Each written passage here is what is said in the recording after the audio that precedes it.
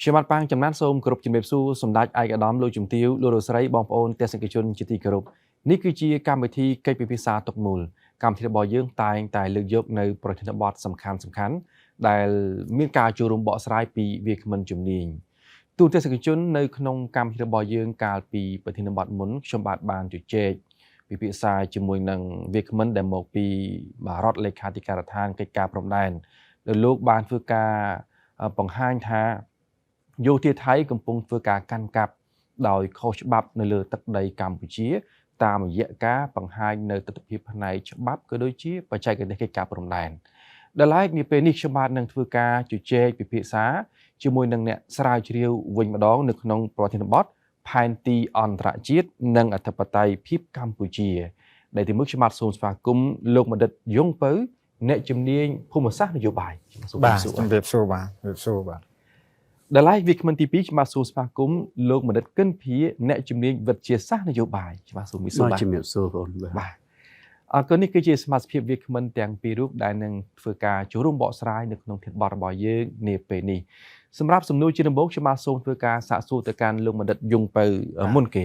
លោកបណ្ឌិតឃើញថាកាលពីកម្មវិធីរបស់យើងកាលពីប្រធានបទមុនខ្ញុំបានជជែកជាមួយនឹងវាគ្មិនដែលមកពី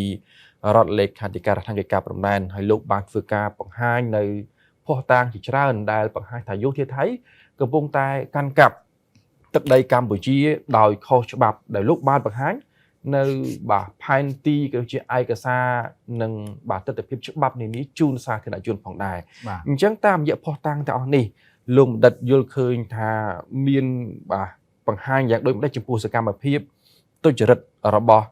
យោធាថៃនៅក្នុងការបង្កើតនៅអង្គហេតុថ្មីលើដីជាក់ស្ដែង Fair Complete នៅតាមតំបន់ប្រាសាទមួយចំនួនដែលពួកគាត់កំពុងកាន់កាប់ក៏ដូចជាតំបន់ផ្សេងទៀតផងដែរបាទសូមអរគុណលោកចំណានសូមជម្រាបសួរទូទស្សនិកជនសូមជម្រាបសួរលោកបណ្ឌិតកិនភាបាទដោយដែលលោកប្អូនចំណានបានលើកឡើងនៅ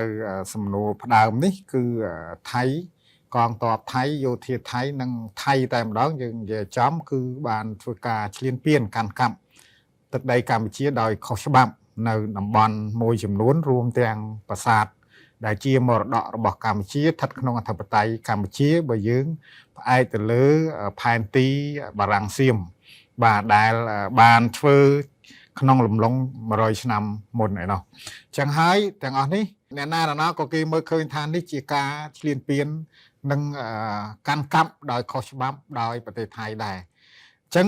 ចំណុចនេះខ្ញុំមើលឃើញថាទី1ថៃបានបង្កើតភស្តុតាងដោយខ្លួនឯងដោយទុច្ចរិតឡើងវិញចំពោះករណីជាច្រើនហើយការនេះបានបង្ហាញថាថៃប្រមាថនៅច្បាប់អន្តរជាតិក៏ដូចជាប្រមាថនៅធម្មនុញ្ញអង្គការសហប្រជាជាតិដែរពីព្រោះហេតុអីបានយើងថាប្រមាថច្បាប់អន្តរជាតិបងអូនចំណានមិញក៏បានលើកហើយថារដ្ឋលេខាធិការដ្ឋានកិច្ចការព្រំដែនបានបង្ហាញសាធារណជនរួចស្រេចទៅហើយនៅទីតាំងសំខាន់មួយចំនួនដែលថៃកំពុងកាន់កាប់ហ្នឹងគឺនៅក្នុងអធិបតេយ្យកម្ពុជាបើផ្អែកទៅលើផែនទីបារាំងសៀមនិងផែនទីបើទោះជាផែនទីគូសដោយឯកតោភាគីរបស់ថៃពីមុនមកក៏ដោយប៉ុន្តែយើងចំពោះខ្ញុំសំអាងតែលើទស្សនវិជ្ជាច្បាប់អន្តរជាតិទេទស្សនវិជ្ជាច្បាប់អន្តរជាតិបានចង្អុលបង្ហាញថាថៃកំពុងតែកាន់កាប់ទឹកដីកម្ពុជាខុសច្បាប់នៅទីតាំងមួយចំនួន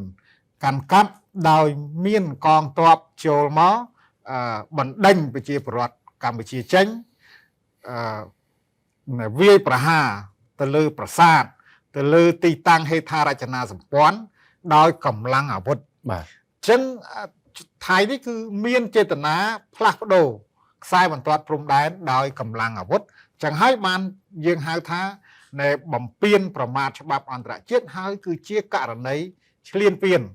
ពីព្រោះករណីឈ្លានពានគឺនាំគេហៅថាយោធាដើរចូលមកដោយមានសភាវុធដោយបណ្ដេញប្រជាពលរដ្ឋចេញយ៉ាងសាហាវព្រៃផ្សៃដូច្នេះអ្នកណាមិនថាគន្តែខ្ញុំគឺថាតាំងពីយូរហើយគឺប្រទេសនេះឈ្លានពានកម្ពុជាបាទដែលប្រមាថច្បាប់អន្តរជាតិធ្ងន់ធ្ងរហើយប្រមាថធម្មនុញ្ញអង្គការសហប្រជាជាតិហាក់ដូចជាប្រទេសនេះហ្នឹងមិនស្ថិតក្នុងសមាជិកអង្គការសហប្រជាជាតិអញ្ចឹងពីព្រោះហេតុអីបានថាមិនស្ថិតពីព្រោះអត់គោរពច្បាប់អ អង្គការសហជាតិអត់គ្រប់ធម្មរញអង្គការសហជាតិអត់គ្រប់សិទ្ធិសញ្ញាដែលខ្លួនឯងបានចោះបានផ្ដល់សច្ចាប័នហើយដែលខ្ញុំក្នុងនោះខ្ញុំក៏បានអានដែរលោកសុរឆាតបំរុងសុខហ្នឹងគាត់បាននិយាយដែរថាអានឹងគឺជាមរតករដ្ឋដែលប្រទេសទាំងពីរហ្នឹងបានផ្ដល់សច្ចាប័នរួចហើយសិទ្ធិសញ្ញាបារាំងសៀមអនុសញ្ញាបារាំងសៀមនិងអមសិទ្ធិសញ្ញាស្ដីអំពីការបោះបង្គោលអីជាដើមហ្នឹងគឺប្រទេសយើងទាំងពីរហ្នឹងទទួលយកទៅហើយអញ្ចឹងហើយដាច់ខាតត្រូវតែទទួលមរតករដ្ឋរបស់យើងអាហ្នឹងរឿងមួយទៀតវាទៅជាច្បាប់អន្តរជាតិទៅហើយវិសិទ្ធិសញ្ញាអន្តរជាតិអញ្ចឹងគេមិនអាចរុះរើ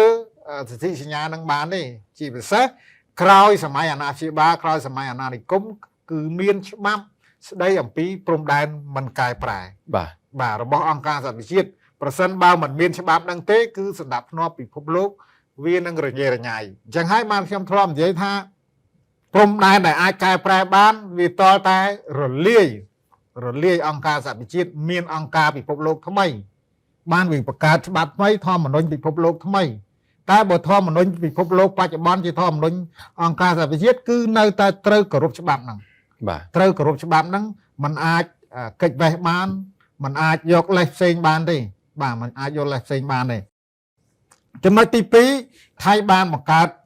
អង្គហេតុថ្មីឈ្លានពានអធិបតេយ្យកម្ពុជាហ្នឹងគឺដូចបានលើកឡើងខាងដើមហ្នឹងគឺគាត់បង្កើតលេសសពបែបយ៉ាងហើយការនេះថៃធ្លាប់រងក្តីអាម៉ាស់តាំងពីឆ្នាំ62ម្ដងទៀតលើកទី2ឆ្នាំ2013ដែលតុលាការយុត្តិធម៌អន្តរជាតិ ICJ ហ្នឹងបានទី1ចេញសារក្រមនៅឆ្នាំ62ទី2បកស្រាយសារក្រមឡើងវិញនៅតែបញ្ជាក់ថាកាលនោះករណីប្រាសាទព្រះវិហារបញ្ជាក់ថាប្រាសាទព្រះវិហារគឺស្ថិតក្នុងទឹកដីកម្ពុជាស្ថិតក្នុងអធិបតេយ្យកម្ពុជាអញ្ចឹងនេះជាការប្រមាថពីរដងលើកនោះដែលនាំក្តីអាម៉ាស់ជាអន្តរជាតិសម្រាប់ប្រទេសថៃហើយឥឡូវនេះខ្ញុំអានខាងអ្នកវិភាគ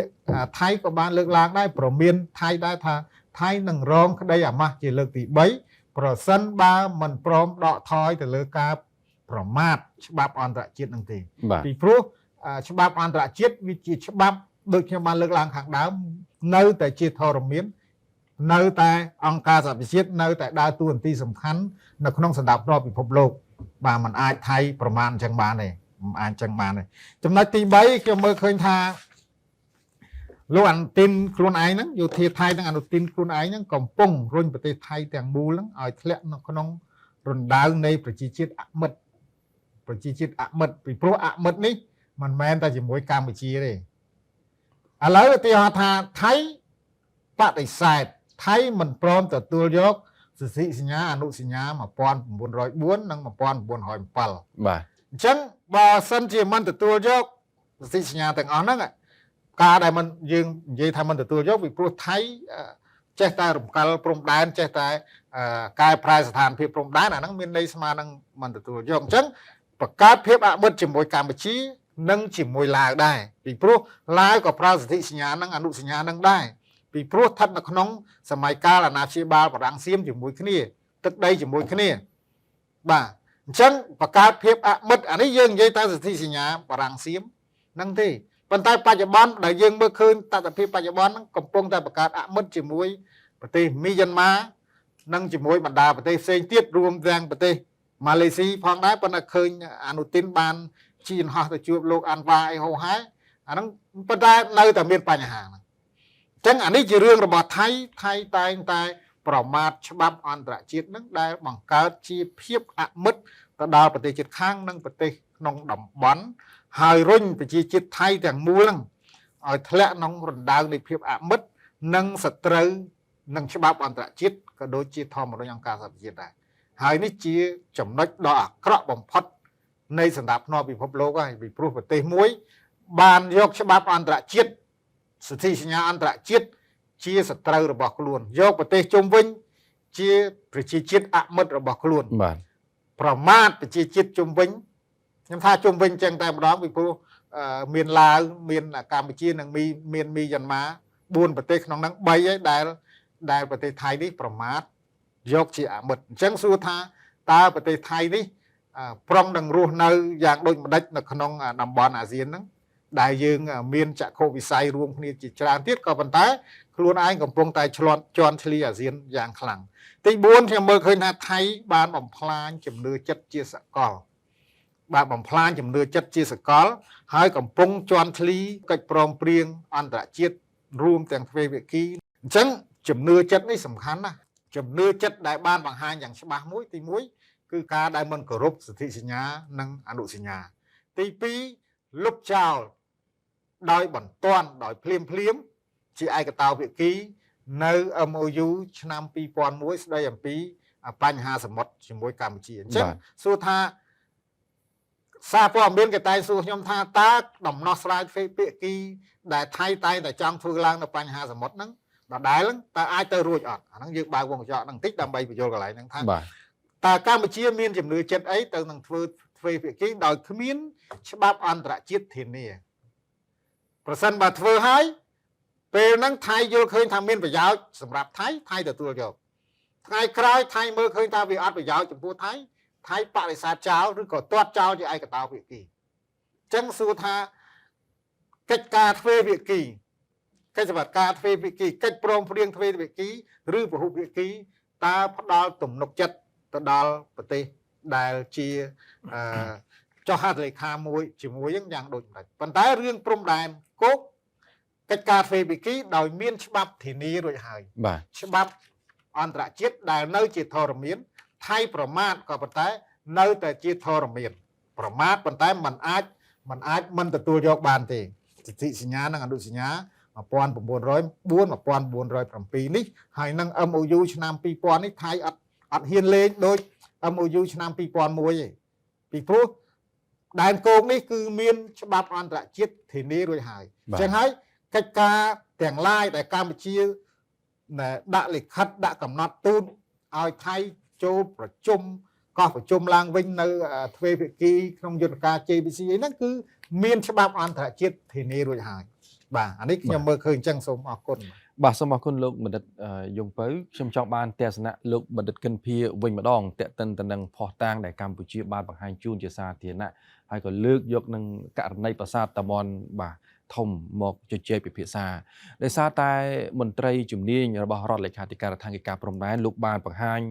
នៅខ្សែបន្ទាត់ផែនទីដែលគូសចម្លងតាមផែនទីຂະຫນាត1លើ 200,000 ដែលជាផែនទីផ្លូវការរួមទៅនឹងការបង្ហាញនៅកំណត់ហេតុបោះបង្គោលឆ្នាំ1608និងឆ្នាំ1919ហើយសូម្បីតែផែនទីគូសដោយឯកតោភាគីរបស់ថៃ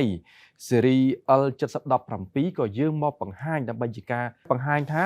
ទាំងបាទខ្សែបន្ទាត់របស់ថៃដែលគូសជាឯកតោភាគីហើយនិងខ្សែបន្ទាត់ផ្លូវការចម្លងពីផែនទី1លើ 200,000 នោះគឺបង្ហាញតែប្រាសាទតាមាន់ធំស្ថិតនៅក្នុងទឹកដីរបស់កម្ពុជាអញ្ចឹងតើផុសតាងដែលមន្ត្រីជំនាញរបស់យើងបានបង្ហាញនេះមានទម្ងន់យ៉ាងណានៅក្នុងការបញ្ជាអធិបតេយ្យភាពកម្ពុជាចំពោះប្រាសាទតាមាន់ធំសូមគោរពអញ្ជើញលោកកិនភាបាទអរគុណជាបឋមខ្ញុំសូមគោរពជំរាបសួរបងប្អូនទូទស្សនិកជនទាំងអស់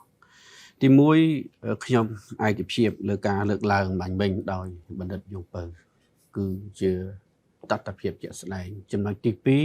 2ខ្ញុំយល់ស្របទាំងស្រុងទៅលើផុសតាងដែលបង្ហាញដោយមន្ត្រីជំនាញមកពីរដ្ឋលេខាធិការដ្ឋានកិច្ចការព្រំដែនដែលជាការបង្ហាញនៅទម្ងន់កតញ្ញុរឹងមាំបាទជាប្រព័ន្ធនិងមានការពាក់ព័ន្ធទៅនឹងផែនទីឯកសារកំណត់ហេតុនិងអង្គហេតុប្រវត្តិសាស្ត្រខ្ញុំសូមបញ្ជាក់ថាព្រំដែនរវាងកម្ពុជានិងថៃនេះគឺមិនមែនជាព្រំដែនដែលបង្កើតឡើងដោយប្រទេសណាមួយទេគឺជាព្រំដែនអន្តរជាតិនិងមានការទទួលស្គាល់ជាអន្តរជាតិគឺតាមរយៈសន្ធិសញ្ញាអនុសញ្ញាបារាំងសៀមឆ្នាំ1904និង1907ក៏ដូចជាកិច្ចព្រមព្រៀងផ្សេងៗកំណត់ហេតុនៃការបោះបង្គោលព្រំដែនដូច្នេះយើងឃើញថាទាំងអស់នេះគឺជាមូលដ្ឋានកតញ្ញុគឺជាអង្គហេតុប្រវត្តិសាស្ត្រដ៏មានសារៈសំខាន់បំផុតដែលមិនអាចយកមកកន្លែងបានទេអញ្ចឹងចំណុចទី1គឺខ្ញុំគាំទ្រការលើកឡើងការបកស្រាយយ៉ាងច្បាស់លាស់ប្រកបដោយមូលដ្ឋានវិទ្យាសាស្ត្របច្ចេកទេសនិង ទិដ្ឋភាពច្បាប់ដោយមន្ត្រីជំនាញនៃរដ្ឋលេខាធិការឋានកិច្ចការព្រំដែនចំណុចទី2ដូចយើងបានឃើញហើយថាផែនទីຂະຫນາດ1លើ200,000នេះគឺជាផែនទីដែលបង្កើតឡើងដោយសន្ធិសញ្ញាបារាំងសៀមឆ្នាំ1904និង1907បាទគឺជាមូលដ្ឋានច្បាប់អន្តរជាតិដ៏សំខាន់បំផុតសម្រាប់កំណត់ព្រំដែនរវាងប្រទេសទាំងពីរគឺមិនមែនជាផែនទីដែលគូដោយឯកតោភាគីដោយភាគីកម្ពុជាឬក៏បារាំងនោះទេ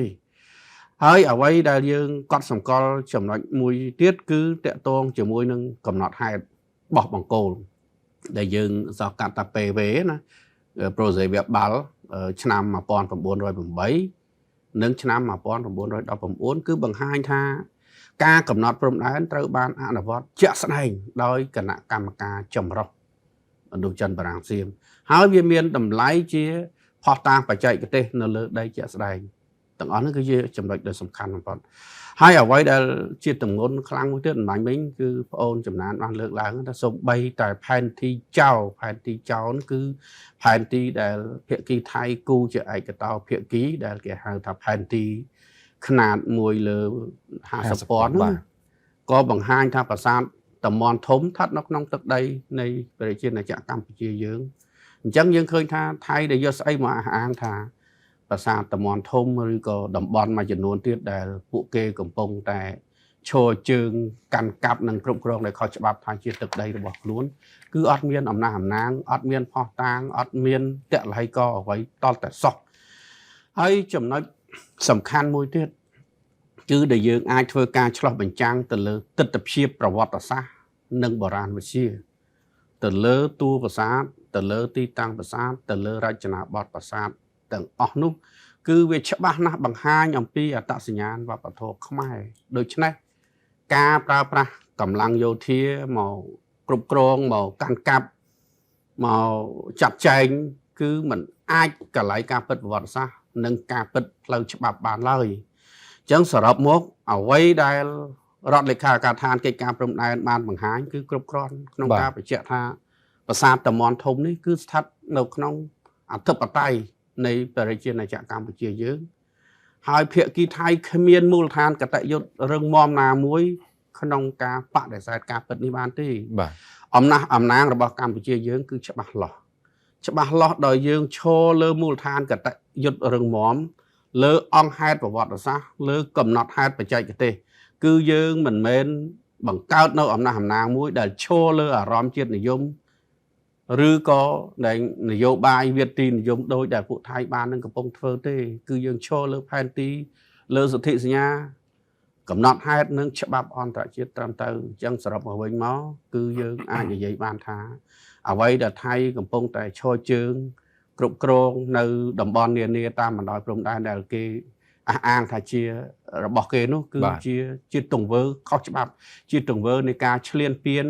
ដែលរំលោភទាំងស្រុងទៅលើអធិបតេយ្យនិងបូរណភាពទឹកដីនៃប្រជាណាចក្រកម្ពុជារបស់យើងបាទសូមអរគុណលោកបណ្ឌិតបាទចំពោះការលើកឡើងនៅទស្សនៈនេះខ្ញុំបាទមានសំណួរបន្តទៅកាន់លោកបណ្ឌិតយងពៅនៅក្នុងពេលនេះយើងឃើញថាថៃកំពុងតែប្រើប្រាស់កម្លាំងបាទកាន់កាប់ដែលខុសច្បាប់នៅក្នុងទឹកដីកម្ពុជាបង្កើតអង្គហេតុបាទលើដីជាក់ស្ដែងរួមជាមួយនឹងការដែលពន្យាពេលមិនទាន់មានការគេថាប្រជុំបច្ចេកទេស JBC អីនៅឡើយទេនៅពេលនេះអញ្ចឹងបើសិនជាស្ថានភាពការប្រើប្រាស់កម្លាំងយោធារបស់ថៃនៅតែបន្តទៅមុខថាតើវាមានការបង្កផលប៉ះពាល់អ្វីខ្លះទៅដល់សន្តិសុខព្រំដែនការចរចារបស់បង្គោលជាក់ស្ដែងរួមជាមួយនឹងទំនាក់ទំនងថៃនិងស្ថិរភាពជាយុទ្ធសាស្ត្រនៅក្នុងតំបន់អាស៊ានរបស់យើងបាទសូមអរគុណមុននឹងចូលសំណួរនេះខ្ញុំសូមចូលរួមជាមួយលោកបណ្ឌិតកិនភៀនបន្តិចហើយខ្ញុំធ្លាប់ឆ្លើយជាមួយនឹងសារព័ត៌មានដែរនៅឃ្លាមួយហើយខ្ញុំសូមកត់សម្គាល់ឡើងវិញថាថៃឬសៀមនេះគ្មានកំណើតសង់ប្រាសាទណាមួយទេសូម្បីតែប្រាសាទនៅលើទឹកដីខ្លួនឯងបច្ចុប្បន្នក៏គ្មានកំណើតសៀមឬថៃសង់ដែរគឺជាអ្វីដែលច្បាំងដដើមយកពីប្រទេសជិតខាងទេរួមទាំងដដើមយកពីប្រទេសកម្ពុជាផងដែរបាទនេះយើងកត់សម្គាល់ដូច្នេះហើយការពន្យាពេលក្នុងការប្រជុំ JBC នេះគឺថៃបង្កហេតុដើម្បីពន្យាពេលដើម្បី ដណ្ដើមពេលវេលាក្នុងការកាន់កាប់ដោយខុសច្បាប់ហ្នឹងឯងតែកម្ពុជាមិនអាចទទួលយកបានជាដាច់ខាតនៅការកាន់កាប់ដោយខុសច្បាប់បន្តទៀតនេះពីព្រោះយើងបាននិយាយដដែលថាបញ្ហាព្រំដែនកម្ពុជាថៃដោយបណ្ឌិតកិនភីមិញក៏បានលើកដែរវាទៅជាច្បាប់អន្តរជាតិរួចទៅហើយក៏មិនអាចប្រទេសកម្ពុជាទៅកែប្រែច្បាប់នឹងបានដែរគឺច្បាប់ស្ដីអំពីព្រំដែនមិនកែប្រែខ្ញុំបាននិយាយនៅសំណួរខាងដើមដែរប្រសិនបើហ៊ានកែប្រែច្បាប់នឹងហ៊ានស្របនឹងភាគីចោលមានន័យថានោះវានឹងគ្មានសង្កត់ភាពនៅក្នុងបញ្ហាព្រំដែននៅតំបន់ផ្សេងទៀតបើកន្លែងនេះមួយយើងព្រមជាមួយចោលព្រមជាមួយថៃចុះអាកន្លែងនោះយ៉ាងដូចម្ដេចប៉ុន្តែនេះជាការលើកឧទាហរណ៍ដាច់ខាតគឺមិនព្រមបាទมันអាចកែប្រែ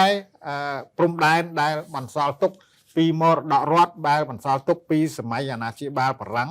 ដែលមានសន្ធិសញ្ញារួចស្រេចទៅហើយទេឥឡូវងាកមកសំណួររបស់លោកប្អូនចំណានសំណួរទី2នេះតើវាបានបង្កផលប៉ះពាល់យ៉ាងដូចម្ដេចខ្លះទី1គឺបង្កអសន្តិសុខព្រំដែនយ៉ាងខ្លាំងបាទរំខានដល់ការអភិវឌ្ឍប្រទេសទាំងពីរមិនមែនរំខានដល់កម្ពុជាទេបាទជាក់ស្ដែងគឺយើងមានព្រំដែនគោកជាមួយគ្នានឹងជាង800គីឡូម៉ែត្រហើយដូច្នេះឥឡូវនឹងថៃបានបង្កហេតុគ្រប់គ្រងកាន់កាប់ខុសច្បាប់នៅតំបន់តាមចំណុចមួយចំនួនហ្នឹងនៃបដ ாய் ព្រំដែនហ្នឹងដែលបង្កអសន្តិសុខធ្ងន់ធ្ងររំខានដល់ការអភិវឌ្ឍប្រទេសទាំងពីរទាំងថៃទាំងកម្ពុជាយើងមិនអាចបដិសេធបានទេអញ្ចឹងវាធ្វើឲ្យបញ្ហាព្រំដែនហ្នឹងទៅជាកន្លែងអសន្តិសុខជាប្រចាំបង្កើនភាពតានតឹងជាប្រចាំប្រជាពលរដ្ឋកម្ពុជារត់ភៀសខ្លួនពីផ្ទះពីលំនៅឋានរបស់ខ្លួនហើយឃើញព័ត៌មានមួយចំនួនភាគីទាហានថៃយើងហៅថាចៅថៃហ្នឹងយកផ្ទះប្រជាពលរដ្ឋរបស់យើងហ្នឹងដបោផ្ទះទៅទៀតយកទៅធ្វើជាលេនដ្ឋានអីជាដើមមិនត្រឹមតែដេញទៅទេអញ្ចឹងយកផ្ទះគាត់ទៅធ្វើជាលេនដ្ឋានទៀតអញ្ចឹងនេះបង្កអសន្តិសុខធ្ងន់ធ្ងរហើយមិនគួរកើតមានតរសាសដែលយើងនិយាយយ៉ាងដដែលថាមិនគួរកើតមានត្រង់ថាវាជាព្រំដែនអន្តរជាតិរួចស្រេចទៅហើយប្រទេសពីរហ្នឹងមានយន្តការទ្វេភាគីមួយជាមួយគ្នាយ៉ាងសំខាន់ទៀតហើយធ្វើការជាមួយគ្នាច្រើនមកហើយវាស់វែងឯកភាពគ្នាបានច្រើនរួចមកហើយប៉ុន្តែផ្ទុយទៅវិញភាពកក្លឿនរបស់យោធាថៃរដ្ឋាភិបាលថៃបច្ចុប្បន្នធ្វើឲ្យមានអសន្តិសុខព្រំដែនធ្ងន់ធ្ងរហើយឈានទៅដល់វិបត្តិតំបន់អាស៊ានតែម្ដងពីព្រោះប្រទេសណាក្តីគឺมันអាចបាត់បង់ទឹកដីជំរាកណាមួយបានទេក្នុងចំណែកទឹកដីដែលមានព្រំដែនច្បាស់លាស់រួចហើយមិនមែនទឹកដីវាទីតាមកម្លាំងយោធាដូចសម័យបុរាណទេបាទសម័យបុរាណយើងសម័យមហានគរសម័យអីគឺយើងអត់មានព្រំដែនអន្តរជាតិអត់មានសន្ធិសញ្ញាអន្តរជាតិកំណត់ព្រំដែនអញ្ចឹងកម្លាំងអ្នកណាខ្លាំងគឺវាយរុលចូលទៅវិញទៅមកអាហ្នឹងយើងទទួលស្គាល់អញ្ចឹងតែឥឡូវនេះគឺយើងមានសន្ធិសញ្ញាអនុសញ្ញាច្បាប់អន្តរជាតិដែលកំណត់ខ្សែបន្ទាត់ព្រំដែនរួចហើយមានទាំងផែនទីមានទាំងកំណត់ហេតុបង្គោលព្រំដែនខ្ញុំបានស្ដាប់នៅការបកស្រាយពីរដ្ឋលេខាការដ្ឋានកិច្ចការព្រំដែនគឺទាំង74បង្គោលសម័យអាណាព្យាបាលបារាំងនៃក្រមវាស់វែងរបស់បង្គោលព្រំដែនចម្រុះបារាំងសៀមហ្នឹងគឺមានកំណត់ហេតុទាំង74បាទច្បាស់លាស់ទាំង74បាទហើយនៅកន្លែងផ្សេងទៀតដែលមិនទាន់មានបង្គោលក៏មានគេហៅថាវត្ថុធាតុគោលអំណះអំណាងសម្រាប់ការក្រមការងារបច្ចេកទេសវាស់វែងបន្តដែរដូច្នេះมันអាចបន្លំបាននៅក្នុងកិច្ចការហ្នឹងទេហើយសាធារណរដ្ឋបារាំងក៏ធានានៅការផ្ដល់ឯកសារបន្ថែមទៀតដែរប្រសិនបើកម្ពុជាត្រូវការកម្ពុជាបានដាក់ស្នើសុំទៅហើយស្នើសុំទៅហើយសម្ដេចមហាបវរធិបតីបានដាក់ទៅហើយអញ្ចឹងយើងចង់បញ្ជាក់ថាច្បាប់សន្ធិសញ្ញាផែនទីកំណត់ហេតុបង្គោលទាំង74ច្បាស់លាស់បើទោះជាបង្គោលខ្លះរកឃើញហើយប៉ុន្តែមិននៅទីតាំងដើមប៉ុន្តែក្រមការងារបច្ចេកទេសកិច្ចការព្រំដែនទាំងពីរប្រទេសហ្នឹងគេធ្វើការយ៉ាងម៉ត់ចត់ហើយគេនឹងអាចកំណត់ឃើញនៅទីតាំងដើមរបស់បង្គោលនោះវិញអាហ្នឹងយើង មើលឃើញចឹងបាទយើងមើលឃើញចឹងអត់អាចបន្លំបានទេយោធាថៃធ្វើយ៉ាងក៏ក្លឿនដើម្បីបំពន់ចរន្តជាតិនិយមមហិច្ឆតាឈ្លានពានរបស់ខ្លួនក៏ប៉ុន្តែដូចខ្ញុំនិយាយនៅសំណួរខាងដើមវានឹងរងនៅក្តីអាម៉ាស់លើកទី3បាទពីព្រោះมันអាចតតែសោះมันអាចធ្វើអញ្ចឹងហើយចំណុចទី2គឺបង្កើតសកម្មភាពខុសច្បាប់ឲ្យវាកើនឡើងតាមព្រំដែនបង្កើតឲ្យមានសកម្មភាពកើនឡើងខ្ញុំបើក្របខ័ណ្ឌក្នុងនយោបាយកម្ពុជាខ្ញុំតែនិយាយទីហោសម័យកម្ពុជាជាបតៃថាបូតស្រូវមកគួរស្លាប់ក៏ត្រូវតែបូតដែរព្រោះមនុស្សត្រូវការហូបដើម្បីឲ្យបំពេញក្លៀនសេចក្តីក្លៀនចុះប្រជាពលរដ្ឋនៅតាមបណ្ដោយព្រំដែនជាង800គីឡូម៉ែត្រនេះទាំងកម្ពុជាទាំងថៃបាទត្រូវដោះដូរពាណិជ្ជកម្មគ្នាទំនាក់ទំនងគ្នាប៉ុន្តែទាហានថៃបានបង្កប្រទេសថៃបានបង្កយ៉ាងដូចនេះអញ្ចឹងវានឹងបង្កើតឲ្យមានបញ្ហាអសន្តិសុខតាមហ្នឹងពីព្រោះប្រជាពលរដ្ឋត្រូវការដោះដូរពាណិជ្ជកម្មហើយកម្ពុជាมันអាចបើកច្រកជាដាច់ខាតពីព្រោះច្រកហ្នឹងថៃជាអ្នកបិទចំណុចទី3គឺរំខានពេលវេលាការងារបច្ចេកទេសនិងក្រុមការងារវាស់វែងដោយតែយើងបានលើកឡើងអញ្ចឹងហើយភាគីកម្ពុជាមានសុធិនិយមក្នុងការដាក់ស្នើទៅសមាភាគីថៃជាច្រើនហើយរដ្ឋលេខាការកិច្ចការព្រំដែនផងខាងក្រសួងការបរទេសកម្ពុជាផងដើម្បីដំណើរការប្រជុំទៅលើកម្រិតបច្ចេកទេសដែលជាយន្តការទ្វេភាគីមានស្រាប់ដែលមានចែងនៅក្នុង MOU ឆ្នាំ2000ហើយស្ថិតក្នុងសេណារីយ៉ូនៃច្បាប់អន្តរជាតិអញ្ចឹងពេលនេះគឺត្រូវរំខានវានឹងរំខានពេលវេលាបន្តទៀតសម្រាប់កិច្ចការព្រំដែនពីប្រទេសហ្នឹងបាទខ្ញុំក៏បានអានរបស់លោកសុរឆាតក៏បាននិយាយរឿងហ្នឹងដែរដែលសម្ដេចតេជោលោកបានបកប្រែផ្សាយនៅក្នុងเพจខ្ញុំក៏បានអានហើយក៏បានលើកនៅចំណុចហ្នឹងដែលមិនគួរធ្វើឲ្យខុសពីស្ថានភាពដើម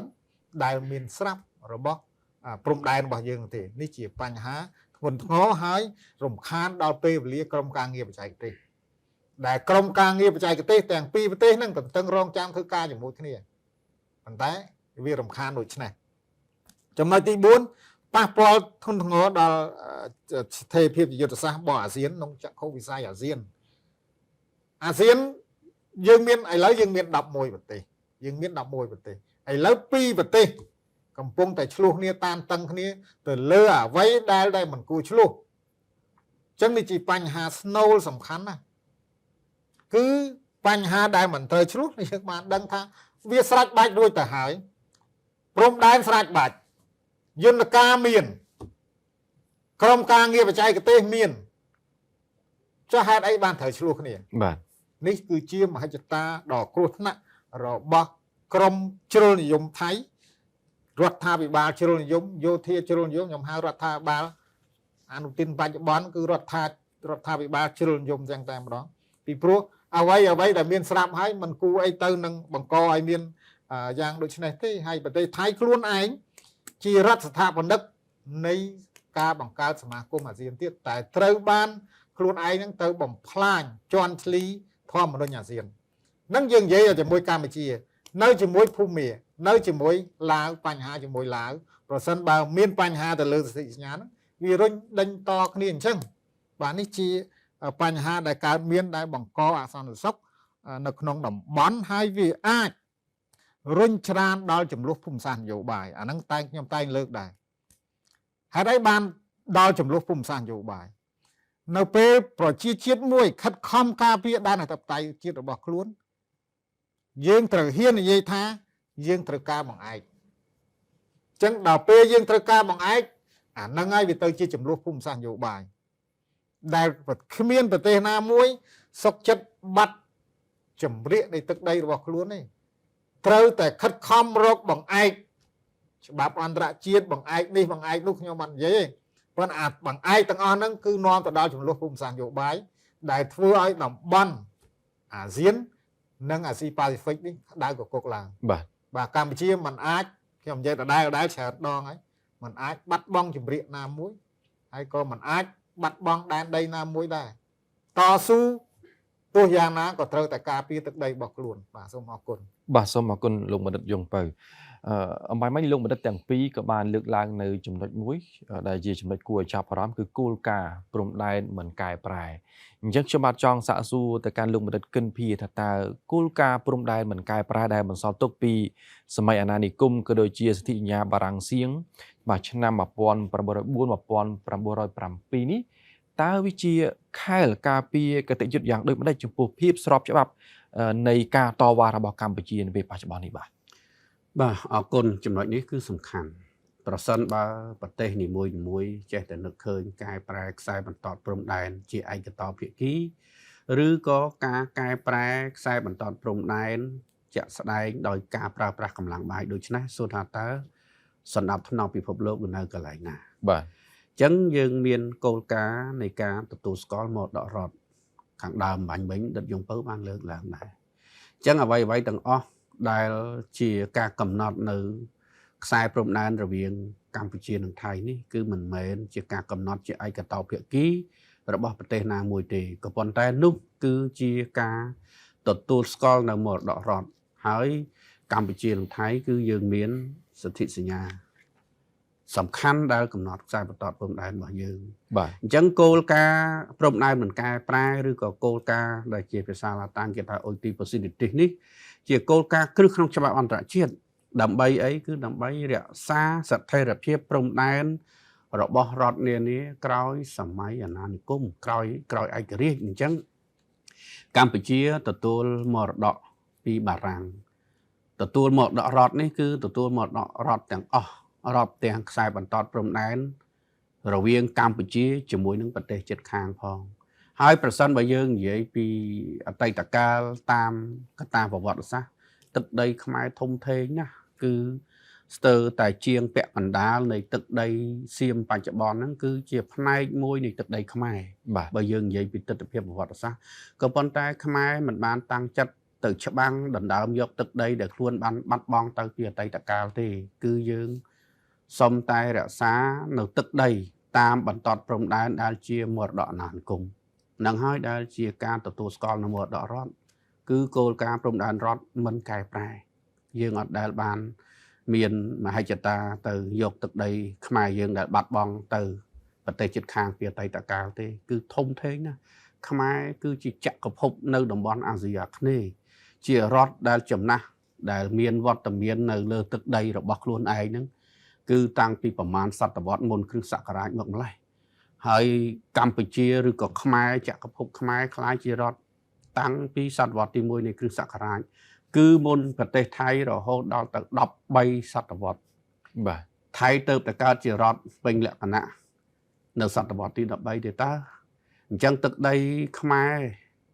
នៅប្រទេសថៃដែលបាត់បង់ទៅប្រទេសថៃនេះគឺច្រើនណាស់ហើយសួរថាតើនៅលើទឹកដីខ្មែរបច្ចុប្បន្ននេះមានមនុស្សដែលនិយាយភាសាថៃទេតែនៅលើទឹកដីថៃបច្ចុប្បន្ននេះគឺមានមនុស្សខ្មែរប្រើប្រាស់ភាសាខ្មែរមរតកវប្បធម៌ប្រពៃណីទំនៀមទម្លាប់ភាសាអក្សរសាស្ត្រខ្មែរគឺនៅពេញតែប្រទេសថៃហ្នឹងអាហ្នឹងហើយដែលហៅថាគោលការណ៍ទទួលស្គាល់មរតករដ្ឋហ្នឹងគឺយើងអត់បានទៅសើរើទៅកែប្រែខ្សែបន្តទេសុំតែការពារទឹកដីដែលយើងមានដែលជាមរតកអាណានិគមអាហ្នឹងគឺចំណុចទី1ចំណុចទី2គឺគោលការណ៍ទទួលស្គាល់នៅខ្សែបន្តព្រំដែនមិនកែប្រែមានន័យថាព្រំដែនដែលបានកំណត់តាមសន្ធិសញ្ញានិងឯកសារផ្លូវការហើយគឺមិនអាចកែប្រែជាឯកតោភាគីឬក៏ដោយការប្រើប្រាស់កម្លាំងយោធាកម្លាំងបាយដោយដែលរដ្ឋនៃគេហៅថារដ្ឋទំនើងថៃបច្ចុប្បន្នបាននឹងកំពុងតែឈរជើងគ្រប់គ្រងកាន់កាប់នៅលើទឹកដីខ្មែរដោយខុសច្បាប់នោះទេអាហ្នឹងគឺអត់ត្រឹមត្រូវជាដាច់ខាតហើយគ្មានទេប្រទេសណាដែលគេធ្វើដោយប្រទេសថៃនេះគឺជារដ្ឋជង្គង់គឺជារដ្ឋទំនើងដែលគេហៅថារដ្ឋព្រៃបាទចំណុចទី3ដែលយើងធ្វើការកត់សម្គាល់គឺថាសន្ធិសញ្ញាបារាំងសៀមឆ្នាំ1904 1907និងផែនទីពាក់ព័ន្ធទាំងអស់ហ្នឹងគឺជាខែលការពារគតិយុត្តមានការពារខាងផ្នែកផ្លូវច្បាប់ដ៏សំខាន់សម្រាប់កម្ពុជាក្នុងការការពារនៅអធិបតេយ្យនិងបូរណភាពទឹកដីរបស់យើងខាងដើមកម្មវិធីយើងបាញ់វិញនេះយើងពៅបានលើកឡើងហើយថាបង្គោលព្រំដែន ដែលត្រូវបានបោះក្នុងសម័យអាណានិគមក្រៅតែពីយើងមានសិទ្ធិសញ្ញានិងអនុសញ្ញាបារាំងសៀមហ្នឹងគឺមានកំណត់ហេតុនៃការបោះបង្គោលកំណត់ហេតុហ្នឹងគឺជាតកតាងបច្ចេកទេសខាងផ្លូវច្បាប់ច្បាស់លាស់ខ្លាំងណាស់ បាទ ក្នុងការកំណត់ខ្សែបន្ទាត់ព្រំដែនអញ្ចឹងគឺมันអាចរុះរើជាឯកតោភាគីมันអាចប្រើប្រាស់កម្លាំងជាឯកតោភាគីហើយមកនៅកំណត់ព្រំដែនសាច់តែអញ្ចឹងទេអញ្ចឹងការតវ៉ារបស់កម្ពុជាគឺជាការរក្សាសិទ្ធិផ្លូវច្បាប់ក្នុងការការពារនៅអធិបតេយ្យនិងបូរណភាពទឹកដីរបស់យើងបើសិនបើយើងនៅស្ងៀមយើងមិនតវ៉ាគឺមានន័យថាម៉េចធ្វើឲ្យភាគីម្ខាងទៀតគេគិតថាយើងទទួលយកដោយស្ងាត់ស្ងៀមអញ្ចឹងបងប្អូនប្រជាពលរដ្ឋខ្មែរយើងមួយចំនួននៅតែដណ្ដឹងសួរថាតើរដ្ឋាភិបាលតវ៉ានឹងបានអីដោយបងប្អូនបានដឹងហើយថាជំរើសដែលយើងជ្រើសរើសក្នុងការដោះស្រាយបញ្ហាព្រំដែនជាមួយប្រទេសថៃនេះគឺយើងជ្រើសរើសយកវិធីសាស្ត្រសន្តិវិធីគឺជំរើសសន្តិវិធីតាមរយៈយន្តការការទូតនិងច្បាប់អន្តរជាតិអញ្ចឹងដើម្បីកសាងនៅមូលដ្ឋាននៅផុសតាងនៅអំណះអំណាងផ្លូវច្បាប់គឺយើងបដិសេធដាច់អហង្ការនៅការកែប្រែខ្សែបន្ទាត់ព្រំដែនឬស្ថានភាពលើដីជាក់ស្ដែងណាមួយដោយភាគីសត្រូវដោយភាគីសៀមអញ្ចឹងហើយបានយើងត្រូវតវ៉ាពីព្រោះទាំងអស់នោះគឺជាតលហិកផ្លូវច្បាប់ជាអំណះអំណាងផ្លូវច្បាប់ហើយយើងអត់អាចទទួលយកបានជាដាច់ខាតនៅសកម្មភាពរំលោភបំពានចេតនាក្នុងការធ្វើឲ្យអង្គខ្លាចជាបាយ fair accompli នៅលើទីតាំងនៅលើដីជាក់ស្ដែងអញ្ចឹងការបដិសេធរបស់កម្ពុជាការតវ៉ារបស់កម្ពុជាយើងគឺមិនមែនមានន័យថាយើងបដិសេធការចរចាទេគឺយើងនៅតែទទូចឲ្យមានការចរចាឲ្យមានការដោះស្រាយបញ្ហាព្រំដែនជាមួយប្រទេសថៃក៏ប៉ុន្តែយើងចរចាឈរលើសន្ធិសញ្ញាឈរលើផែនទីកំណត់ហេតុនិងច្បាប់អន្តរជាតិបាទគឺយើងអត់អាចចរចាលើអង្គហេតុថ្មីដែលភាគីថៃដែលភាគីចោលឈ្លានពានប្រើប្រាស់កម្លាំងបាយដើម្បីបង្កើតឡើងនោះទេគឺយើងអត់អាចចរចាទៅលើអង្គហេតុថ្មីដែលគេប្រើប្រាស់កម្លាំងដើម្បីបង្កើតឡើងនោះទេហើយក៏យើងមិនអាចទៅចរចាលើផែនទីចោលយកផែនទីចោលផែនទីដែលគេគូជាឯកតោភាគីដើម្បីជាមូលដ្ឋានក្នុងការចរចាដែរគឺมันបានដាច់ខាតបាទដូច្នេះការតវ៉ារបស់កម្ពុជាយើងគឺយើងអត់មានចេតនាបង្កើនភាពតានតឹងអីទេក៏ប៉ុន្តែភាគីថៃទៅវិញទេគឺកំពុងតែបង្កហេតុបង្ករឿងបង្កើតលេសហើយបង្កើននូវភាពតានតឹងគឺចង់ទាញឲ្យយើងចូលទៅក្នុងសង្គ្រាមឈ្លានពានជុំទី3ឬក៏ជុំបន្តទៀតដើម្បីគេសម្រេចនៅមហិច្ឆតាឈ្លានពានរបស់គេមកលើទឹកដីខ្មែររបស់យើងអញ្ចឹងត្រង់ចំណុចនេះខ្ញុំក៏សូមសំណូមពរអំពាវនាវដល់បងប្អូនប្រជាពលរដ្ឋខ្មែរមួយចំនួនដែលចេះតែចង់ឃើញឲ្យមានការធ្វើសង្គ្រាមដើម្បីដណ្ដើមទឹកដីយើងមកវិញដោយប្រើប្រាស់កម្លាំងយោធាសូមបងប្អូនមេត្តាគិតពិចារណាឲ្យមែនទែនជំរើសរបស់យើងគឺសន្តិវិធីតាមរយៈយន្តការការទូតនិងច្បាប់អន្តរជាតិក៏ប៉ុន្តែទោះជាយ៉ាងណាក៏ដោយខ្ញុំជឿជាក់ថារាជរដ្ឋាភិបាលមិនអាចលង់លក់ជាមួយនឹងសន្តិវិធីយន្តការការទូតនិងច្បាប់អន្តរជាតិដោយភ្លេចធ្វើទំនើបកម្មវិស័យការពារជាតិពង្រឹងសមត្ថភាពកងទ័ពរបស់យើងនោះទេអញ្ចឹងដើម្បី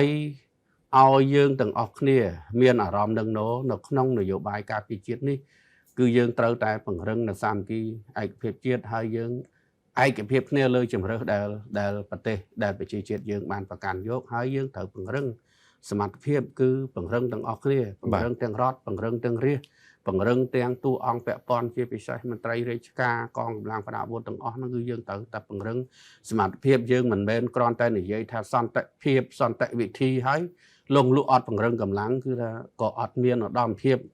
ប្រកួតប្រជែងក៏អត់មានឧត្តមភាពសម្រាប់កំញើញសត្រូវឈ្លានពានបានដែរអញ្ចឹងយើងបន្តការតវ៉ាប៉ុន្តែយើងតវ៉ាដើម្បីការពារនៅអធិបតេយ្យបូរណភាពទឹកដីរបស់យើងតាមផ្លូវច្បាប់ការពារសន្តិភាពការពារនៅសេចក្តីថ្លៃថ្នូរក្នុងឋានៈជារដ្ឋស៊ីវិល័យមួយបាទសូមអរគុណ បាទសូមអរគុណលោកបណ្ឌិតកិនភី លោកបណ្ឌិតយ៉ងពៅខ្ញុំចាប់អារម្មណ៍ពាក់ព័ន្ធទៅនឹងយុទ្ធសាស្ត្របំភាន់ព័ត៌មានរបស់ថៃទៅកាន់សាធារណមតិជាតិនិងអន្តរជាតិក៏បានធ្លាប់លើកឡើងដែរពីបញ្ហានេះដូចយើងបានឃើញហើយថាថៃបានឈ្លានពានកម្ពុជាបានកាន់កាប់ទឹកដីកម្ពុជាទៅខុសច្បាប់តែថៃទៅជានិយាយថាគាត់កំពុងតែកាន់កាប់ទឹកដីរបស់ខ្លួនទេអីទេទៅវិញអញ្ចឹងក្នុងបរិបទដែលថៃព្យាយាមធ្វើការបំភាន់សាធារណមតិជាតិនិងអន្តរជាតិសម្រាប់ទស្សនៈលោកបណ្ឌិតយល់ថាកម្ពុជាគួរតែប្រើយុទ្ធសាស្ត្រយ៉ាងណាខ្លះដើម្បីលាតត្រដាងការពិតនិងទប់ស្កាត់ការបង្កើតអង្គហេតុថ្មីនៅតាមខ្សែបន្ទាត់ព្រំដែននេះបាទអរគុណការនេះសំខាន់ណាស់ហើយមិញក៏ខ្ញុំស្ដាប់ទៅបណ្ឌិតកិនភាក៏បានលើកខ្លះដែរទៅលើបញ្ហាហ្នឹងចំណុចនេះទី1ភាពចាំបាច់ដំបូងបំផុតរបស់កម្ពុជាគឺត្រូវបញ្យលប្រជាពលរដ្ឋខ្លួនឯងហ្នឹងឲ្យយល់អាហ្នឹងរឿងចាំបាច់សំខាន់បំផុតហើយដែលយើងឃើញថ្មីនេះតកហ្នឹងឃើញបានធ្វើការជាមួយនៅខាងរដ្ឋលេខាការដ្ឋានកិច្ចការព្រំដែនហ្នឹងបានមានន័យថាមានវឌ្ឍនភាពច្រើនហើយខ្ញុំតាមដានមើលក្នុងប្រភពបណ្ដាញសង្គមក៏ដូចជាព័ត៌មានគឺប្រជាពលរដ្ឋទទួលបាននៅការពន្យល់ហ្នឹងហើយអាហ្នឹងដែលយើងជាបញ្ញវន្តខ្ញុំនឹងបណ្ឌិតកិនភានេះទទួលយូរហើយថាមានការពន្យល់បែបហ្នឹង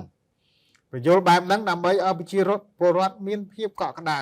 ថាកន្លែងណាដែលថៃកាន់កាប់ដោយខុសច្បាប់កន្លែងណាមានផែនទីយ៉ាងដូចម្ដេចបកគោលដូចម្ដេចអាហ្នឹងគឺខាងក្នុងពយលរដ្ឋលេខាការដ្ឋានកិច្ចការព្រំដែនពយលគឺប្រជាពលរដ្ឋជឿព្រោះមានអំណះអំណាងកម្រិតបច្ចេកទេសធ្វើការងារបច្ចេកទេសសុទ្ធសាធគឺមិនមែននយោបាយទេខ្ញុំឃើញស្ដាប់គាត់ពយលហើយគឺកម្រិតបច្ចេកទេសសូម្បីតែខ្ញុំក៏ងាយយល់ដែរបាទប្រជាពលរដ្ឋគាត់ទទួលបានអញ្ចឹងហើយកន្លែងនេះភាពរឹងមាំដំបូងគឺត្រូវឲ្យប្រជាពលរដ្ឋយើងយល់ហើយខ្ញុំលើកទឹកចិត្តឲ្យធ្វើបន្តទៀតធ្វើនៅកម្រិតបែប studio តកនេះឬក៏ធ្វើនៅកម្រិតឯណាសកលវិទ្យាល័យឬក៏ឯណាទៀតឬក៏ជា lecture បង្ហាញណែយុវជនឬក៏ណែនិស្សិតបញ្ញាបត្រអីឧទាហរណ៍ណាអាហ្នឹងឲ្យសុខសាយទៅឲ្យសុខសាយទៅដើម្បីឲ្យប្រជាពលរដ្ឋយើងបានយល់ថាតើរដ្ឋាភិបាលបានធ្វើអ្វីខ្លះទៅលើកិច្ចការងារបច្ចេកទេសព្រំដែនហ្នឹងក្រៅពីទស្សនវិជ្ជាច្បាប់នយោបាយនិងការទូតតើបច្ចេកទេសយ៉ាងដូចម្ដេចខ្លះបាទអញ្ចឹងយើងមានទស្សនវិជ្ជាបច្ចេកទេសដែលគ្រប់គ្រងទៅដល់កិច្ចការច្បាប់រឿងព្រំដែននេះជារឿងសំខាន់ណាបាទដែលខ្ញុំតែនិយាយថា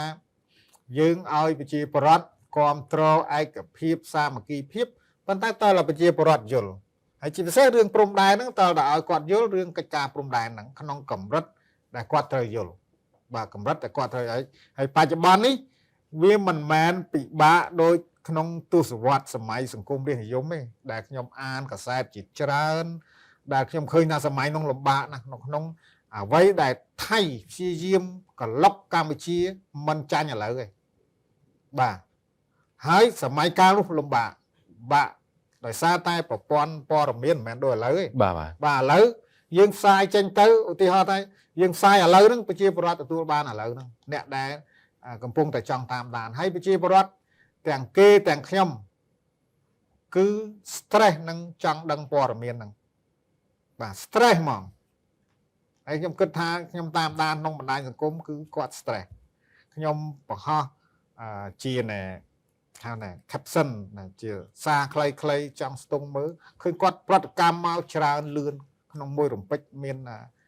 ផ្ដល់ទស្សនៈដែលយើងហៅថា comment ហ្នឹងច្រើនអញ្ចឹងមានន័យថាប្រជាពលរដ្ឋយើងចង់ដឹងបាទដូច្នេះយើងបន្តបញ្យលទៀតហើយកិច្ចការព្រំដែនហ្នឹងបញ្យលគាត់ទៅអាហ្នឹងរឿងទី1ខ្ញុំថារឿងទី1ដំបូងបំផុតចាំបាច់បំផុតដើម្បីធ្វើឲ្យណែភាពមមគុតមុតនៅក្នុងមតិសាធារណៈដែលថៃតែបំភាន់ពីព្រោះបំភាន់ហ្នឹងមិនមែនតែបំភាន់មតិសាធារណៈអន្តរជាតិទេសូម្បីតែប្រជាពលរដ្ឋយើងក៏មានការសង្ស័យដែរបាទហើយដល់ពេលគាត់សង្ស័យទៅអាហ្នឹងវាទៅជាកម្ដៅមួយនៅក្នុងខ្លួនប្រជាពលរដ្ឋម្នាក់ទៅប្រជាពលរដ្ឋម្នាក់ដូច្នេះវាជាបញ្ហាមួយដែលយើងត្រូវដោះស្រាយតែយ៉ាងណាខ្ញុំសូមបញ្ជាក់ថារដ្ឋាភិបាលបានដោះស្រាយច្រើនហើយទៅលើអ្វីដែលប្រជាពលរដ្ឋចង់ដឹងប៉ុន្តែខ្ញុំលើកទឹកចិត្តឲ្យបន្តពន្យល់ទៀតបាទចំណុចទី2 โดยได้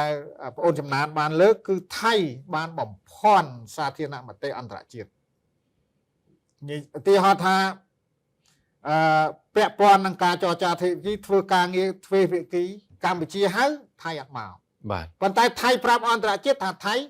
ចង់ធ្វើការទ្វេភាគីធ្វើការងារទ្វេភាគីបញ្ហាសមុទ្រប្រាប់កម្ពុជាទាត់ចោល MOU ថាទៅអន្តរជាតិដល់ពេលកម្ពុជាទៅថាចុះមិនមិនធ្វើភាគីទ្វេភាគីសិននេះជាអ្វីដែលថៃតែងតែបំភាន់នៅក្នុងអន្តរជាតិហើយការនេះថៃធ្លាប់បំភាន់អន្តរជាតិចំពោះករណីកម្ពុជានឹងខ្ញុំនិយាយតែករណីជាមួយកម្ពុជាទេ60ឆ្នាំជាងហើយ64ឆ្នាំហើយបាទមកទល់ពេលហ្នឹងគឺ64ឆ្នាំហើយគឺជាតាក់ទិចថៃធ្វើដដែល បាទ ប៉ុន្តែឥឡូវនេះយើងអាចទទួលបានលឿនហើយយើងអាចប្រតិកម្មតបបានលឿនដែរខ្ញុំឃើញរាជរដ្ឋាភិបាលយើងព្យាយាមយ៉ាងសកម្មទៅក្នុងកិច្ចការហ្នឹងអញ្ចឹងហើយកន្លែងនេះខ្ញុំហៅថាយុទ្ធនាការសមរភូមិការទូតព័ត៌មានដែលជាកិច្ចការសំខាន់ហើយយើងបានធ្វើហើយប៉ុន្តែយើងត្រូវធ្វើទៀតការនេះបើយើងធៀបជាមួយនឹងសមរភូមិយោធាចាយលុយមិនច្រើនដោយសមរភូមិយោធាទេប៉ុន្តែខ្ញុំនៅតែនិយាយដោយបណ្ឌិតកិនភៀននៅសារចុងក្រោយដូចគ្នាថាបិទតែយើងសម្រុកសមរភូមិការទូតព័ត៌មានប៉ុន្តែសមរភូមិយោធាក៏មិនអាចលេះលោះបានដែរបាទខ្ញុំនិយាយពាក្យលេះលោះទៅចោះសំទោសណាគឺត្រូវតែម៉ត់ចត់ត្រូវតែកំណែតម្រង់ត្រូវតែទំនើបកម្មហើយកុំខ្លាចអ្នកណាថាហើយប្រជាពលរដ្ឋខ្មែរក៏ត្រូវតែគ្រប់គ្រងដែរ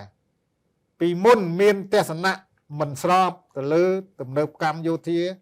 កាលពីមុនសង្គ្រាមបរដ្ឋាភិបាលហ៊ានធ្វើទំនើបកម្មឬក៏កំណើនថវិកាវិស័យយោធាច្បាស់ជាមានអ្នកថាអញ្ចឹងចុះហើយតែឥឡូវអត់ទេសូមយល់នឹងហើយដើម្បីការពារសន្តិភាពត្រូវត្រៀមខ្លួនធ្វើសង្គ្រាមត្រូវចាំអនុជ័យត្រឡប់មកវិញអញ្ចឹងការទូតព័ត៌មាននេះគឺជាកិច្ចការសំខាន់ហើយយើងឃើញថាថៃធ្វើកិច្ចការនឹងច្រើនគឺនិយាយខុសការពិតនៅក្នុងប្រព័ន្ធផ្សព្វផ្សាយដែលជាវិជ្ជាជីវៈនៅក្នុងកម្រិតអន្តរជាតិថៃនិយាយខុសការពិតតែគេបានផ្សាយនៅប្រព័ន្ធផ្សព្វផ្សាយដែលជាវិជ្ជាជីវៈល្បីអញ្ចឹងទៅអន្តរជាតិគេមើលឃើញមកពីមុនគេមើលឃើញមកតែខាងថៃផ្សាយបាទតែអញ្ចឹងអត់ឃើញខាងកម្ពុជាផ្សាយបាទដូច្នេះនេះជាចំណុចអត់ឃើញហ្នឹងពីមុនទេណាតែឥឡូវយើងផ្សាយហើយតែខ្ញុំលើកទឹកចិត្តឲ្យធ្វើឲ្យកាន់តែសកម្មថែមទៀតអត់ដកថយទេពីព្រោះឥឡូវថៃនៅកាន់កាប់ទឹកដីកម្ពុជាខុសច្បាប់មួយចំនួនហ្នឹងមិនដកថយណាអញ្ចឹងបើគេមិនទាន់ដកថយគេមិនទាន់បកគលទឹកដីយើងមិនទាន់បានទឹកដីដែលគេកាន់កាប់ខុសច្បាប់ហ្នឹងវិញទេគឺកម្ពុជាមិនដកថយសមរភូមិហ្នឹងទេត្រូវតែបន្តយ៉ាងសកម្មតទៅទៀតសមរភូមិការទូតព័ត៌មានឲ្យសកម្មទាំងជាតិទាំងអន្តរជាតិពីព្រោះយើងមិនគួរទុកល្វែងឲ្យគេបំភាន់អន្តរជាតិក្នុងគណៈដែលយើងត្រឹមត្រូវយើងធ្វើតែត្រឹមត្រូវតាមច្បាប់អន្តរជាតិទេដោយបណ្ឌិតកិនភៀននិយាយថាយើងអត់មានគោលបំណងច្បាំងទៅយកអតីតទឹកដីអាណាចក្រអង្គរទេអត់ទេថៃមិនបាច់យកបញ្ហាហ្នឹងទៅបំភាន់មតិសាធារណៈនៅប្រជាជាតិថៃទេថាកម្ពុជាគម្រាមនេះគម្រាមនោះតែផ្ទុយទៅវិញខ្លួនឯងបញ្ជូន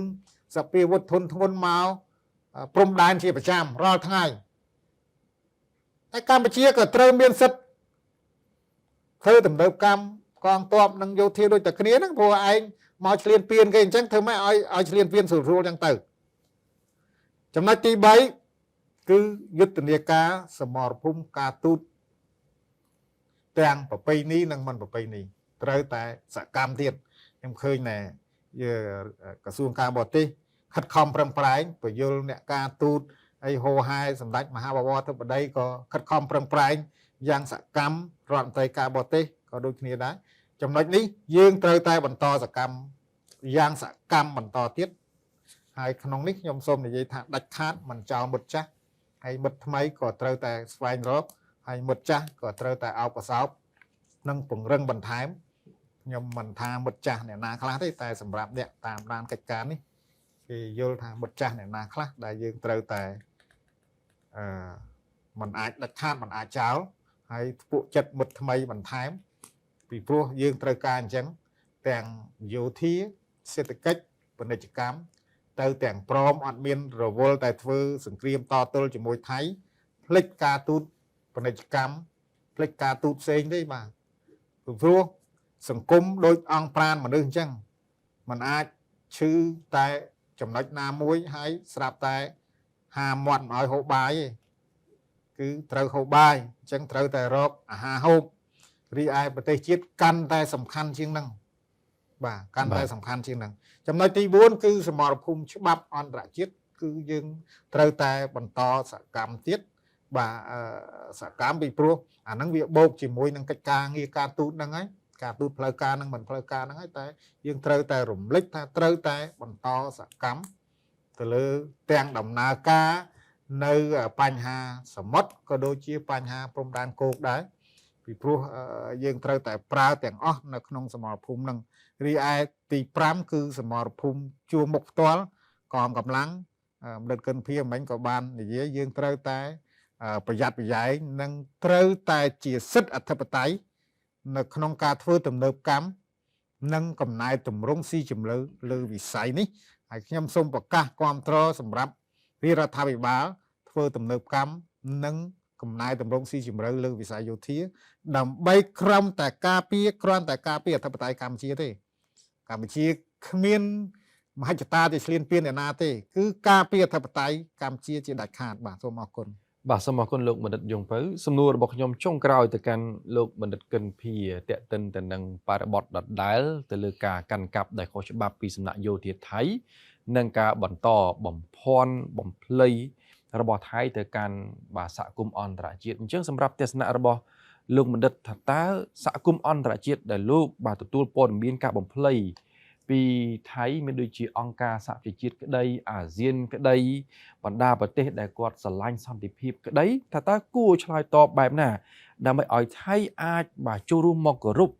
នៅអធិបតេយ្យនិងខ្សែព្រំដែនស្របច្បាប់របស់កម្ពុជាបាទលោកបណ្ឌិតបាទអរគុណកន្លងមក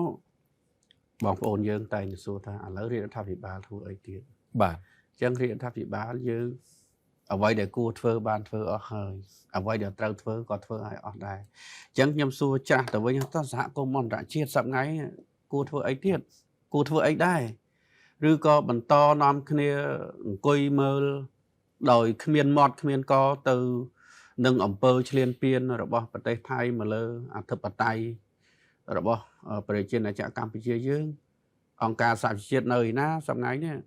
អាស៊ាននៅឯណាកំពុងធ្វើអីប្រទេសជាមិត្តដទៃទៀតដែលស្រឡាញ់សន្តិភាពដែលគោរពច្បាប់អន្តរជាតិសួរថាកំពុងគិតយ៉ាងណាចំពោះប្រទេសថៃចឹងហើយបានជាសំណួរនេះខ្ញុំគិតថាជាសំណួរសំខាន់ដែលយើងគួរចោទទៅសហគមន៍អន្តរជាតិថាតើអ្នកឯងកំពុងធ្វើអីអ្នកឯងកំពុងគិតយ៉ាងម៉េចអំពីអំពើឈ្លានពានអំពើចោលព្រៃរបស់ប្រទេសថៃមកលើប្រទេសកម្ពុជាមកលើប្រជាជនកម្ពុជាហ្នឹងអញ្ចឹងអ្វីដែលខ្ញុំគិតនឹងចង់ឲ្យសហគមន៍អន្តរជាតិបានយល់គឺថាសហគមន៍អន្តរជាតិត្រូវមើលថាទង្វើរំលោភឈ្លានពានរបស់ប្រទេសថៃគឺមិនមែនគ្រាន់តែជាបញ្ហាព្រំដែនទ្វេភាគីរវាងប្រទេសទាំងពីរទេក៏ប៉ុន្តែគឺជាបញ្ហាគោរពច្បាប់អន្តរជាតិទាំងមូលគោរពនៅការទទួលស្គាល់នៅមរតករដ្ឋបាទដូច្នេះសហគមន៍អន្តរជាតិអង្គការសហជីវជាតិអាស៊ាននិងបណ្ដាប្រទេសដែលស្រឡាញ់សន្តិភាពដែលគោរពច្បាប់អន្តរជាតិមិនអាចនៅស្ងៀមបិទភ្នែកបិទត្រចៀកធ្វើមិនដឹងមិនឮនៅទង្វើចោលព្រៃរបស់ប្រទេសថៃបានទេទី1អង្គការសហប្រជាជាតិជាពិសេសក្រុមប្រឹក្សាសន្តិសុខរបស់អង្គការសហប្រជាជាតិគួរតែមានវិធានការជាក់ស្ដែងទៅលើប្រទេសថៃហើយក៏មិនអាចទទួលស្គាល់នៅការកែប្រែខ្សែបន្ទាត់ព្រំដែនណាមួយជាឯកតោភាគីដោយកម្លាំងបាយរបស់ភាគីថៃបានជាដាច់ខាតនោះគឺជាអំពើឈ្លានពានយ៉ាងងងើលដោយខុសច្បាប់និងរំលោភយ៉ាងធ្ងន់ធ្ងរទៅលើអធិបតេយ្យនិងបូរណភាពទឹកដី នៃប្រទេសកម្ពុជាចំណុចទី2គឺអាស៊ានបើយើងផ្អែកទៅលើធម្មនុញ្ញរបស់អាស៊ានផ្អែកទៅលើសន្ធិសញ្ញាស្ដីពីកិច្ចសហការនិងមិត្តភាពរបស់អាស៊ានគឺសុទ្ធតែជាលក្ខត្តូបករណ៍ផ្លូវច្បាប់ក្នុងការដោះស្រាយបញ្ហាដោយសន្តិវិធីហើយប្រទេសថៃគឺជាសមាជិកមួយក្នុងចំណោមសមាជិកទាំង5ដែលជាសមាជិកស្ថាបនិករបស់អាស៊ានដូច្នេះសួរថាតើអាស៊ានកំពុងធ្វើអីឥឡូវនេះខ្ញុំសូមឲ្យអាស៊ានធ្វើការឲ្យសកម្មបន្ថែមទៀតដោយគោរពអធិបតេយ្យគោលការណ៍មិនប្រើប្រាស់កម្លាំងបាយនិងការដោះស្រាយវិវាទដោយសន្តិវិធីដើម្បីរក្សាស្ថិរភាពតំបន់ផ្អែកតាមធម្មនុញ្ញរបស់អង្គការតំបន់មួយនេះនិងសន្ធិសញ្ញាស្ដីពីមិត្តភាពនិងកិច្ចសហការ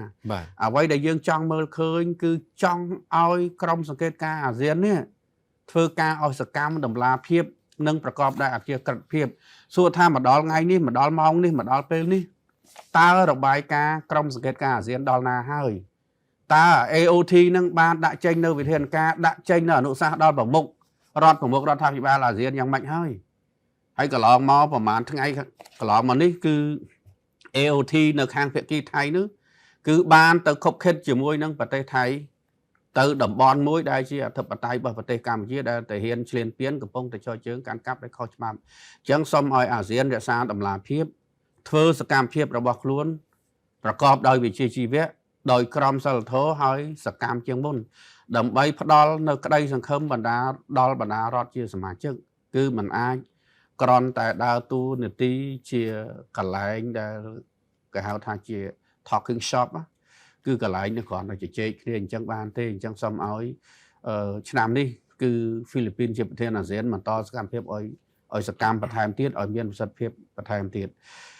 ហើយចំណុចទី3គឺប្រទេសបណ្ដាប្រទេសជាមិត្តដែលស្រឡាញ់សន្តិភាពដែលគោរពច្បាប់អន្តរជាតិគួរតែរួមគ្នាក្នុងសម្លេងតែមួយបញ្ឈប់សកម្មភាពជាឯកតោភាគីរបស់ភាគីថៃហើយជំរុញឲ្យប្រទេសឈ្លានពានមួយនេះគឺដកកម្លាំងរបស់ខ្លួនចេញពីតំបន់ដែលខ្លួនកំពុងតែឈរជើងកាន់កាប់និងគ្រប់គ្រងដោយខុសច្បាប់ខុសបច្ចេកទេសនៅលើទឹកដីដែលជាអធិបតេយ្យនៃប្រទេសកម្ពុជាយើងនេះគឺជាចំណុចដែលខ្ញុំគិតថា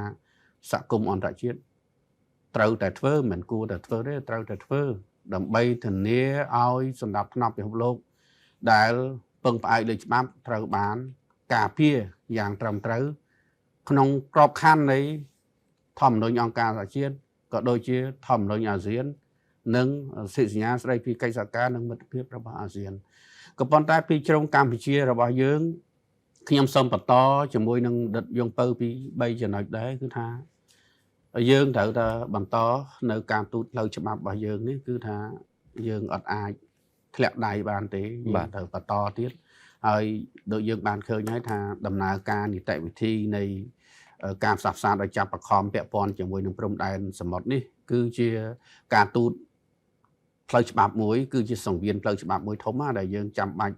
ត្រូវតែប្រយ័ត្នប្រយែងត្រូវតែយកចិត្តទុកដាក់ខ្ពស់បំផុតហើយការទូតព័ត៌មានខ្ញុំនៅតែលើកទឹកចិត្តដោយបណ្ឌិតយងពៅដែរហើយពួកយើងតែងតែលើកទស្សនៈលើកគំនិតលើកយោបល់នេះជាហោហែរហូតមកពីព្រោះយើងមិនចង់ឲ្យសារព័ត៌មានអន្តរជាតិគ្របដណ្ដប់តែរឿងអវិជ្ជមានរឿងមិនល្អរឿងអាស្រូវពីប្រទេសកម្ពុជាបន្តទៀតទេយើងគួរតែមានទំព័រល្អសម្រាប់ប្រទេសកម្ពុជាបាទដើម្បីកែប្រែទស្សនៈកែប្រែរូបភាពកម្ពុជាលើឆាកអន្តរជាតិក្រោមកខ្សែភ្នែករបស់អន្តរជាតិហើយយើងត្រូវតែប្រើប្រាស់វេទិកាអន្តរជាតិដែលមានមិនថាជាវេទិកាតំបន់វេទិកាអន្តរជាតិវេទិកាអង្គការសហជាតិដើម្បីបង្ហាញផែនទីបង្ហាញឯកសារបង្ហាញការពិតកុំឲ្យការបកស្រាយបំផុនរបស់ប្រទេសថៃคล้ายទៅជាការយល់ឃើញថាត្រឹមត្រូវដោយសហគមន៍អន្តរជាតិអាហ្នឹងគឺថាយើងត្រូវរួមគ្នាហើយការប្រើប្រាស់យន្តការទូតព័ត៌មាននេះគឺមានសារៈសំខាន់ណាខ្ញុំបានទទួលព័ត៌មានដូចជាប្រសាសន៍របស់ឯកឧត្តមឧបនាយករដ្ឋមន្ត្រីខាង CDC សុន ថនថុលថាសម្ដេច ធិបតីនឹងផ្ដល់បទសម្ភាសន៍ទៅដល់សារព័ត៌មានអន្តរជាតិធំមួយដែរគឺ Bloomberg យើងគិតថានេះគឺជារឿងមួយដែលល្អក៏ប៉ុន្តែมันគ្រប់គ្រាន់ទេគឺយើងត្រូវបន្តគ្រប់តួអង្គពាក់ព័ន្ធមិនត្រឹមតែឲ្យសម្ដេចលោកធ្វើខ្លួនឯងទេគឺថារដ្ឋមន្ត្រីតាមក្រសួងរដ្ឋមន្ត្រីចៅក្រសួងទាំងអស់និងអ្នកជំនាញជាន់ខ្ពស់ដទៃទៀតការបង្កើតនៅទំនាក់ទំនងវិជ្ជមានជាមួយប្រព័ន្ធផ្សព្វផ្សាយអន្តរជាតិធំគឺជារឿងមួយសំខាន់ណាដើម្បីលាងសម្អាតគេឈ្មោះនិងរូបភាពកម្ពុជានៅក្រោមកសែភ្នែករបស់សហគមន៍អន្តរជាតិគេបានបំពល់គេបានបំភ្លៃគេបានមូលបង្កាច់យើងច្រើនណាស់ចំណុចចុងក្រោយខ្ញុំគិតថាកម្ពុជាយើងគឺយើងធ្វើការទូតព័ត៌មានក្តីការទូតផ្លូវច្បាប់ក្តីក៏ដូចជាធ្វើសកម្មភាពផ្សេងដោយរាជរដ្ឋាភិបាលគឺយើងមិនមានបំណងឯណាឲ្យសហគមន៍អន្តរជាតិមកគ្រប់គ្រងយើងទេយើងគ្រាន់តែឲ្យគេឈរជាមួយនឹងផ្លូវច្បាប់ឈរជាមួយនឹងការពិតនិងឈរជាមួយនឹងសន្តិភាពនោះគឺជាអ្វីដែលយើងចង់បានពីសហគមន៍អន្តរជាតិមិនគ្រប់គ្រងយើងទេគឺគ្រប់គ្រងសន្តិភាពគ្រប់គ្រងយុត្តិធម៌គ្រប់គ្រងច្បាប់អន្តរជាតិហើយយើងកំពុងតែនៅជាមួយនឹងច្បាប់អន្តរជាតិកំពុងតែនៅជាមួយការពិតកំពុងតែនៅជាមួយនឹងសន្តិភាពរួចស្រេចទៅហើយអញ្ចឹងសរុបមកវិញគឺមានន័យថាកម្ពុជាយើងត្រូវបន្តជំហររឹងមាំប៉ុន្តែដោយសន្តិវិធីប្រើប្រាស់ផែនទីប្រើប្រាស់ច្បាប់ប្រើប្រាស់ការទូតនិងសកម្មភាពក្នុងការបង្ហាញការពិតទៅកាន់សហគមន៍អន្តរជាតិនិងពិភពលោកទាំងមូលដើម្បីការពារនៅអធិបតេយ្យឯករាជ្យនិងបូរណភាពទឹកដីរបស់យើងបាទសូមអរគុណបាទសូមអរគុណយើងគិតថាការពិភាក្សារបស់ខ្ញុំបានជាមួយនឹងលោកបណ្ឌិតក៏បានជជែកគ្នាច្រើនដែរពាក់ព័ន្ធនឹងបទនៅក្នុងថ្ងៃនេះខ្ញុំបាទក៏សូមថ្លែងអរគុណលោកបណ្ឌិតទាំងពីររូបដែលបានមកចំណាយពេលវេលាដ៏មានតម្លៃចូលរួមនៅក្នុងកម្មវិធីរបស់យើងជាពិសេសផ្ដល់ទស្សនៈល្អៗនៅក្នុងប្រធានបទបាទផែនទីអន្តរជាតិនិងអធិបតេយ្យភាពកម្ពុជាទូរទស្សនិកជនជាទីគោរពសម្រាប់កម្មវិធីកិច្ចពិសាទុកមួយរបស់យើងក៏បានមកដល់ទីបញ្ចប់យើងនឹងជួបគ្នាសាជាថ្មីនៅពេលវេលាក្រោយជាពិសេសគឺនៅប្រធានបទថ្មីជាបន្តទៀតនៅគណៈព្រះខ្ញុំបានចំណាននិងលោកបណ្ឌិតវិក្កាមិនទាំងពីររូបសូមអរគុណនិងសូមគោរពលា